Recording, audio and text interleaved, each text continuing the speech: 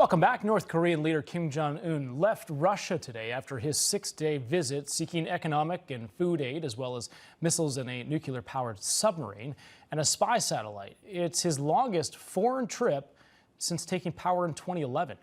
So here to weigh in on this is the host of the Charbon Report, Michael Charbon. Thank you so much. Always great to see you on Sundays. South Korea's president issued a response saying that military cooperation between North Korea and Russia is illegal and unjust, as it contravenes UN Security Council resolutions and various other international sanctions. What should we be worried about with this trip to the West, and how do Canadians see what's going on right now? Well, Canada suspended its relations with North Korea in 2010. There were some humanitarian exceptions, but basically Canadians are alarmed like the rest of the world with this meeting with Putin. I mean, when you see Kim Jong-un sitting outside and looking into a MiG jet, and you see him doing those rocket tests, which are destabilizing the area, and talking about exchange with space, like in rockets. He just talks about Trump's forethought in putting together Space Force and putting an America contingent in space. So I think everybody is upset at this. And this is something particularly with Kim Jong-un now suspected of selling so many drones to the Russians to be able to bomb Ukraine. This is upsetting for the world. But Canadians are definitely simpatico with the United States and the United Nations. That's for sure. Yeah, especially, too, with where it is from a geography perspective is what I meant to say. Yeah. Moving along here, though, Canadians, they're reeling over the lack of affordable housing. The finance minister insisting that the housing crisis as a whole is going to take 5 years to resolve. Just how bad is it up there in the north? And is it something that's impacting with Bidenomics? Is Bidenomics having an impact up in Canada? Well, we just had a battery plant that said it was going to take 3 to 5 years to return $30 billion, and we just found out it's going to take 20 years.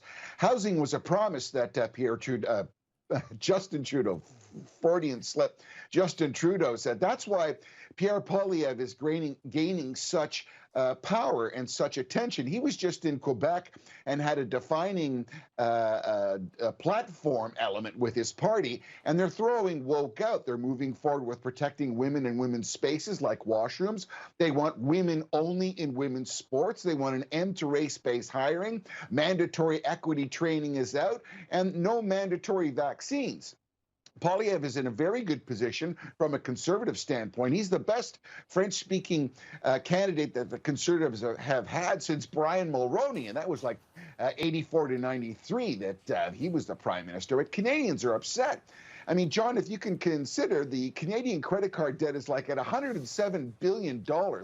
That's basically $21,000 for each active consumer who's involved in credit. Consumer debt in Canada is $2.4 trillion. And all these signs show stress, particularly when the Canadian government has told banks to put money aside in case of bad loans. So conservatism is rising, and Justin Trudeau's Liberals are sliding because people want to change. Very much like the Bidenomics, where we see gas prices rising, we see eggs rising.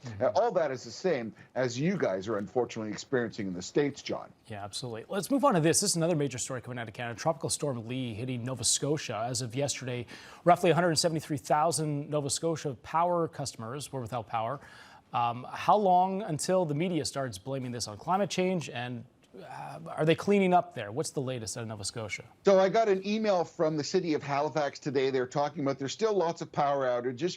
You're correct. There's about 172,000 users who are out of power there. Trees are still blocking streets. Traffic lights are intermittent. But one of the good things is that the ferry service has been reinstituted, and that's moving backwards and forwards positively. But I think one thing that Maritimers is pretty hard.